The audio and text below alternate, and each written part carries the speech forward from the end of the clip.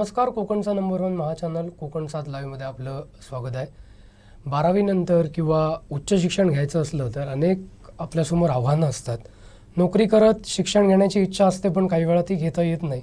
मग अशावेळी YC homeo म्हणजेच यशवंतराव मुक्त विद्यापीठाचा एक पर्याय आपल्यासमोर असतो आणि हाच पर्याय गेल्या 30 वर्षापूर्वी साहेब रिसर्च सेंटरच्या माध्यमातून शरद परब यांनी सावंतवाडीतल्या ह्या लोकांसाठी, इथल्या विद्यार्थ्यांसाठी आणत शिक्षणाची ज्ञानगंगा घरोघरी पसरवण्याचं काम केलं. आज तेच काम त्या संस्थेचे अध्यक्ष, या केंद्राचे अध्यक्ष किशोर परब आपल्यासोबत आहेत, ते करतात. सर्वप्रथम तुमचं खूप खूप स्वागत. आणि जसं मी म्हटलं की इच्छा असते अगदी 12वी नंतर की उच्च शिक्षण घ्यायचं, बाहेर जायचं, पण काय होतं बऱ्याच वेळा घरच्या जबाबदाऱ्या असतात, अनेक अडचणी असतात आणि त्याच्यामुळे ते शिक्षण घेता येत नाही. आणि त्याला एक पर्याय म्हणून यशवंतराव चव्हाण मुक्त विद्यापीठ हे एक माध्यम पुढे आलं आणि 30 वर्षापासून तुमच्या वडिलांनी त्याची सुरुवात केली. आता तुम्हीही पाहताय, तर नेमकं त्याबद्दल काय सांगाल, या संकल्पनेबद्दल काय सांगाल? तर सर्वात महत्त्वाचं म्हणजे ही जी कल्पना वडिलांनी जी सुरू केली, हाच भाग बघता की पूर्वीच्या काही नोकरीसाठी लोकांना गरज असायची, त्यामुळे शिक्षण सोडून सगळ्यांना नोकरी करण्यासाठी जायचं. बरोबर. आणि एकदा नोकरी करून झाल्यानंतर तुम्ही त्या स्तरावर नेहमी तसेच राहता. मग त्याच्यामध्ये जर तुम्हाला तुमचा स्वतःचा स्तर वाढवायचा असेल तर एकच पर्याय म्हणजे शिक्षण घेतलं पाहिजे. तर नोकरी करता करता शिक्षण कसं घेता येईल, काही सोडू नये आणि तरी पण करता येईल. मग तेव्हाच ही संकल्पना आली का मुक्त विद्यापीठ घेऊन जर आपण सावंतवाडीमध्ये आलो तर इकडच्या लोकांच्या, इकडच्या मुलांना त्याचा उपयोग होऊ शकेल. बरोबर. तर नोकरी करता गोव्यातली मुलं आहेत म्हणा किंवा अजून सिंधुदुर्गातली म्हणा, सगळी मुलं नोकरी करता करता हे शिक्षण घेतात. हा याचा पहिला महत्त्वाचा उद्दिष्ट आहे. नक्कीच त्यात विविध तुमचे विषय आहेत, विविध भाग पण आहेत. म्हणजे अगदी कॉमर्सपासून अगदी रुग्णसेवेपर्यंत असे विविध शाखा तिथे उपलब्ध आहेत. तर आजचं युग हे स्पर्धात्मक युग आहे आणि याच्यात जे स्किल आहे, जो कौशल्य आहे, ह्याला सुद्धा मोठा वाव मिळतो. तर या सेंटरच्या माध्यमातून नेमक्या कुठल्या कुठल्या संस्था तुम्ही चालवताय आणि कशा पद्धतीनं हे काम होतं? बरं. तर आमच्या ह्याच्यामध्ये 2 महत्त्वाचे घटक येतात. एक आहे जे तुमचं आर्ट्स आणि कॉमर्स आहे. हे जे सध्या जे विद्यार्थी जे ऑलरेडी नोकरी करत आहेत त्यांना त्यांच्या नोकरीमध्ये कशी बढती मिळू शकेल, त्यांना त्यांचा स्तर कसा वाढवता येईल ह्याच्यासाठी फोकस आहे. त्याच्यामध्ये ऑफकोर्स BA BCom आहे, MCom आहे, ह्यासारखे आहेत.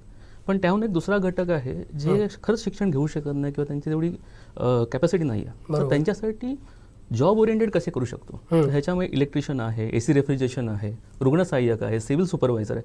तर ह्याच्यामध्ये काय होतं, हे कोर्सेस घेतल्यानंतर आयदर ते स्वतःचं चालू करू शकतं किंवा कुठे नोकरी करू शकतं. तर फोकस मोस्टली हा आहे का त्यांना जॉब ओरिएंटेड कसं करता येईल, आणि हाच मुक्त विद्यापीठाकडनं आम्ही करण्याचा प्रयत्न केला. नक्कीच. आम्ही पण एका त्या घटनेचे साक्षीदार होतो. सावंतवाडीतलं म्हणजे पुण्यश्लोक बापूसाहेब महाराजांनी जे कॉलेज, जे महाविद्यालय सुरू केलं तेच श्री पंचम खेमराज महाविद्यालय. या महाविद्यालयाशी तुम्ही संलग्नित आहात आणि त्या ठिकाणी सुद्धा तुम्ही कार्यरत आहात. तर त्याबद्दल काय सांगाल? कारण एका मोठ्या कॉलेजसोबत तुम्हाला काम करता येतं, तिथे पण आता शिक्षण आहे, तुम्ही देऊ शकता. तर त्याबद्दल तुमची काय भावना आहे? नक्की. तर याच्यामध्ये कसा कल्पना होती का आमच्या दृष्टिकोनातून आम्हाला जेवढं करता येईल, लास्ट 30 वर्षामध्ये जेवढं पोहोचता येईल तेवढा आम्ही प्रयत्न केला. पण जेव्हा तुम्ही एका नेक्स्ट लेवलला घेऊन जायचं असेल तर तेव्हा तुम्हाला कोणाचं पाठबळ लागतं, आणि त्याच दृष्टिकोनातून आम्ही टायअप केला श्री पंचम खेमराज कॉलेजबरोबर. तर याच्यामध्ये 2 गोष्टी होतात. एक आहे त्यांचा जो अख्खा इन्फ्रास्ट्रक्चर आहे तो आजच्या या मुलांना सगळ्यांना वापरता येईल. तर राईट फ्रॉम तुमच्या लायब्ररीची फॅसिलिटी आहे, क्लासरूम्स आहेत, फॅकल्टीज आहेत, जे ऑलरेडी PhD झालेले ते सगळे फॅकल्टीज आहेत. तर या सगळ्याचा उपयोग या मुलांना करता येईल, हा एक भाग होता. दुसरी गोष्ट, अगदी गावोगावमध्ये जाता येईल, रुरल ह्याच्यामध्ये जाता येईल, हे सर्वात महत्त्वाचा भाग होता. का आज पंचम खेमराज आज इतके वर्ष आहेत, त्यामध्ये इतके लोक त्याला अटॅच आहेत, तर त्या स्तरावर घेऊन जाण्यासाठी आम्ही ह्यांच्यावर टायअप केलेलं आहे. बरोबर. नक्कीच शिक्षण पद्धती बदलते आणि नवीन नवीन धोरणं आपल्या शिक्षण पद्धतीत येत आहेत. YC MOUच्या या सगळ्या अभ्यासक्रमावर त्याचा काय परिणाम होतो? आणि दुसरीकडे बघितलं तर आता जग एवढं पुढे जातं, AI असेल, मशीन लर्निंग असेल, अशा अनेक गोष्टी अभ्यासक्रमात येत आहेत. तर ह्या सगळ्याचा परिणाम या तुमच्या अभ्यास केंद्रावर किंवा त्या अभ्यासावर कसा होतो? बरोबर. तर आता जसं तुम्ही एक्झॅक्टली बोललात का, जसं AI मध्ये खूप साऱ्या गोष्टी बदलत चालल्या आहेत. बरोबर. आणि त्याबरोबर तुम्ही एकरूप नाही झाला तर तुम्ही ॲब्सोल्यूट होऊन जाल. बरोबर. तर त्यासाठी 2 गोष्टीचा आम्ही भाग घेतलेला आहे. एक आहे का जे विद्यापीठ सजेस्ट करते ते तर नक्की शिकवा, ते सोडून अजून बाकी प्रॅक्टिकल नॉलेज कसं मुलांना देता येईल. तर साधारण एक साधे उदाहरण सांगतो का, अगदी टेक्निकलची पण मुलं असतील त्यांना पण कॉम्प्युटरबद्दल ॲटलिस्ट आभास तरी होऊन दे. बरोबर. एक बेसिक फंडामेंटल कोर्सेस तरी कम्प्लीट करा. त्याहून सर्वात मोठा भाग कुठला आहे का, त्यांचे सॉफ्ट स्किल्स वाढवायचा कसा. म्हणजे तुम्ही जगाला सामोरे कसे जाऊ शकाल. तर साधी गोष्ट इंटरव्ह्यू स्किल कसा द्याल, कस्टमर सर्व्हिस कशी द्याल, तर ह्या छोट्या ज्या गोष्टी ज्या विद्यापीठाच्या याच्यामध्ये नाही आहेत त्या आमच्या सेंटरतून आम्ही देण्याचा प्रयत्न करतो. आणि हाच एक म्हणतात ना, त्यांना एक एज देईल. बाकीच्या मुलांबरोबर आज जे रेग्युलर कॉलेजची मुलं बाहेर येतात त्यांच्यावरच हे लोक पण पायाने पाय लावू शकतात. तर हा आमचा कल्पना. नक्कीच अनेक केंद्र अशी आपल्या सावंतवाडीत आहेत किंवा जिल्ह्यामध्ये आहेत, पण साहेब रिसर्च सेंटरचं असं काय वेगळेपण आहे? कारण साहेब रिसर्च क्लास आहेत, सेंटर आहे, विविध उपक्रम तुम्ही राबवत असतात आणि अनेक डॉक्टर्स असतील, इंजिनियर्स असतील, वकील असतील, जे आज काम करत आहेत आपल्या समाजात, ही लोकंसुद्धा या ठिकाणी येतात, मार्गदर्शन करतात किंवा स्वतः शिक्षण घेत आहेत. तर या 30 वर्षातला तुमचा अनुभव काय? नक्कीच. आता तुम्हाला खरं सांगायचं म्हटलं ना, मी पण स्वतः ह्याचा घटक आहे. कोणाला वाटणार नाही का मुक्त विद्यापीठाचा मी पण विद्यार्थी आहे. मी BSc हॉर्टिकल्चर झालेलो आहे. त्यामुळे असं नाही का मी हे शिक्षण घेतलं नाही आणि ते घेऊन पण मी सक्सेसफुल आहे. तर हाच जो आहे एक समजण्याचा भाग आहे आणि तोच आम्हाला मुलांना द्यायचा आहे. सेकंडली आमच्या परीने आम्ही काय करतो, जसं मी सांगितलं का सॉफ्ट स्किल्स आहेत, बाकीच्या गोष्टी आहेत, त्याचबरोबर आम्ही टेक्नॉलॉजी पण खूप आणलेलं आहे. आज मुलांना खेडेगावात राहतात, त्यांना इथे यायला शक्य होत नाही, मग त्यांना आम्ही SMS सर्व्हिसेस देतो का जेणेकरून ते अपडेटेड राहू शकतात. आम्ही YouTube चॅनल काढलेले आहेत का तुम्ही लेक्चरला येऊ शकत नाही तर ते पण तुम्हाला अवेलेबल होऊ शकतं. तर जसं टेक्नॉलॉजी चेंज होत झाली तसं आम्ही त्यांना करण्याचा प्रयत्न करतो. आणि मोस्ट इम्पॉर्टंटली कसं आहे का जे खरेच तसं तुम्ही बोलला का डॉक्टर्स आहेत, इंजिनियर, त्यांचं जर मार्गदर्शन मिळालं तर ही मुलं काहीतरी पुढे घडू शकतील. हा आमचा एक मोठा भाग त्याच्यामध्ये करतो. नक्कीच 30 वर्षाचा प्रवास म्हणजे खूप मोठा आहे आणि मुक्त विद्यापीठाचं जे एक ब्रीदवाक्य आहे, ज्ञानगंगा घरोघरी, तर या 30 वर्षात तुमचा नेमका अनुभव काय आहे? जेव्हा कारण सिंधुदुर्ग जिल्ह्यात अनेक गावं आहेत, खेडं आहे आणि तळागाळापर्यंत तुम्ही जाताय, तुमचे सगळे जे शिक्षक आहेत, तिथले प्रोफेसर लोक आहेत, ते सुद्धा जात असताना त्यावेळी तुम्हाला कसा अनुभव येतो? कारण गावात तेवढी टेक्नॉलॉजी पण अजून नाही आहे, पोचलेली नाही आहे किंवा तिथल्या लोकांना अजूनही उच्च शिक्षणाचं तेवढं महत्त्व म्हणावं तेवढं समजलं नाही किंवा समजलं जरी असेल तरी सगळी सोंग आणता येतील पण आर्थिक सोंग आणता येत नाही. आणि त्याच्यासाठी कुठेतरी तुमचा हा कोर्स असेल, या कोर्स म्हणजे साहेब रिसर्च सेंटर असेल, याच्या माध्यमातून काही सवलती पण तुम्ही मुलांना देतात, शिष्यवृत्तीचा पण तिथं उपयोग केला जातो. तर ते कसं असेल? बरोबर, जसं तुम्ही बरोबर सांगितलं का शहरांमध्ये सगळ्या गोष्टी आहेत आणि खेडेगावांमध्ये नाही आहेत. तर एक पहिली गोष्ट जनजागृती करणं हा एक आमचा एक मोठा भाग होता का लोकांना जाऊन समजावायचं काय नक्की अवेलेबल आहे, तुमच्यासाठी काय रेलेव्हंट आहे आणि तुम्ही काय केलं पाहिजे, हा एक भाग होता. दुसरी गोष्ट आम्ही खेडेगाव गेल्यामुळे खरंच कळलं का तिकडे खरंच लोकांची परिस्थिती नाही आहे का जे शिक्षण घेऊ शकतात. तर जेवढे आम्ही प्रयत्न केले का शिष्यवृत्ती देता येईल, मग त्या मुलांना खरंच ते जर आर्थिकदृष्ट्या दुर्बळ असतील तर त्यांना आम्ही नक्कीच ते ह्याच्या स्कॉलरशिपमध्ये दिलेलं आहे. मुलांना ॲब्झॉर्ब आणि दरवर्षी डिपेंडिंग आम्ही त्यांना जास्त करून पुश करतो टेक्निकल कोर्सेससाठी का जेणेकरून ते लगेच नोकरी धंद्याला लागू शकते. रादर दॅन BA BCom लगेच करण्यापेक्षा आधी तुम्ही प्रॅक्टिकल करा आणि नंतर हे करा. तर हा आमचा दृष्टिकोन राहतो. नक्कीच एवढं मोठं सेंटर आहे आणि साहेब रिसर्च सेंटर म्हणजे एक नावातच एक वेगळेपण आहे. या सेंटरचं अध्यक्षपद म्हणजे वडिलांनंतर जेव्हा तुम्ही सांभाळत आहेत आता, तर त्यावेळीची तुमची भावना काय, कसं वाटतंय तुम्हाला? कारण एक्सपिरियन्स पण तुम्हाला आलेला असेल, अनेक विद्यार्थी इथनं घडत आहेत, तर एक अध्यक्ष म्हणून तुमची भावना? नक्कीच.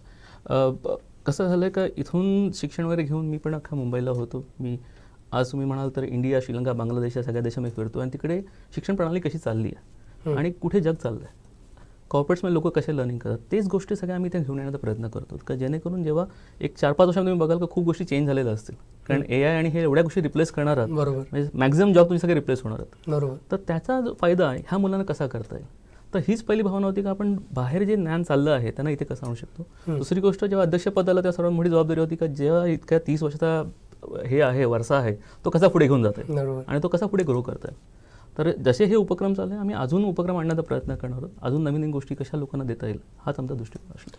नक्कीच एक शेवटचा आणि महत्त्वाचा प्रश्न, कारण आता कितीही शिक्षण तुम्ही घेतलं, कितीही ज्ञान घेतलं तरी जे स्किल आहे किंवा कौशल्य आपण त्याला म्हणू त्याला खूप महत्त्व आहे. मग ते सगळ्याच क्षेत्रात प्रत्येक व्यक्तीमध्ये वेगळं असेल त्या क्षेत्रानुसार. तर आज अनेक मुलं 12वी पास झालेली आहेत किंवा पुढे 10वी पास झालेली आहेत, डिप्लोमा डिग्री त्यांना करायची इच्छा आहे, पण पुढे कसा मार्ग शोधायचा, कुठे जायचं हे समजत नाही आहे. तर त्या मुलांना तुम्ही काय संदेश द्याल? आणि साहेब रिसर्च सेंटरच्या माध्यमातून तुमच्याकडे ती मुलं आली तर त्यांचं भविष्य कसं असेल? एक्झॅक्टली, आणि खूप योग्य प्रश्न विचारला. आता काय होतं का प्रत्येक संस्था मुलांना घेण्याच्या मागे धावत असतं.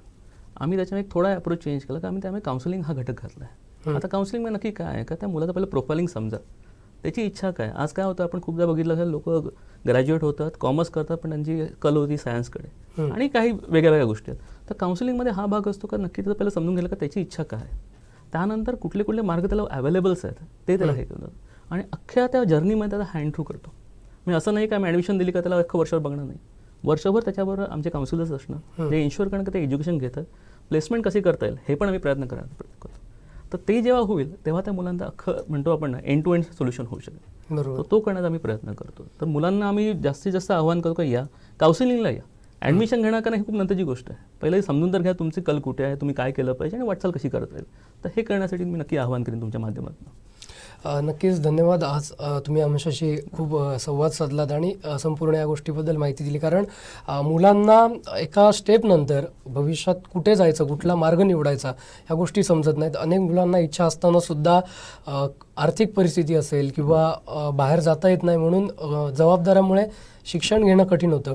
त्यामुळे यशवंतराव चव्हाण मुक्त विद्यापीठाचं जे ब्रीद आहे ज्ञानगंगा घरोघरी, हे ज्या अर्थानं सार्थ होतं त्याला कारण तुमच्यासारखीच लोक आहेत. कारण अशाच सेंटरच्या माध्यमातून ही ज्ञानगंगा घराघरापर्यंत पोचते. नक्कीच संपूर्ण सिंधुदुर्ग जिल्हा आणि कोकणातल्याही विद्यार्थ्यांना आव्हान आहे की तुम्हाला जर पुढे शिक्षण घ्यायचं असेल, त्याचबरोबर आपली नोकरी, आपल्या जबाबदाऱ्या सुरू ठेवत असताना, चालू ठेवत असतानाच शिक्षणाची इच्छा आहे पण ती पूर्ण होत नाही आहे, तर त्यांच्यासाठी खरोखर ही सुवर्ण संधी. आणि साहेब रिसर्च सेंटरचे अध्यक्ष किशोरजी परब यांनी जे आवाहन केलं आहे त्या आव्हानाला प्रतिसाद देऊन तुमची इच्छा, तुमच्या मनातली इच्छा जी शिक्षणाची इच्छा आहे, कारण शिक्षण घेण्यासाठी वयाची मर्यादा नाही आहे आणि शिक्षण घेणाऱ्या इच्छित व्यक्तीला कुठली अटही आपल्या माध्यमातून नाही आहे. त्याच्यामुळे नक्कीच ही एक सुवर्ण संधी शिक्षण घेणाऱ्यांसाठी आहे. तर याच निमित्तानं तुम्हाला सगळ्यांना जसं आवाहन करतो आणि आज तुम्ही आम्हाला खास वेळ दिलीत, आमच्याशी चर्चा केलीत आणि विद्यार्थ्यांना मार्गदर्शन मिळेल अशा पद्धतीची माहिती दिली, त्याबद्दल आपलेही खूप खूप धन्यवाद. थँक्यू.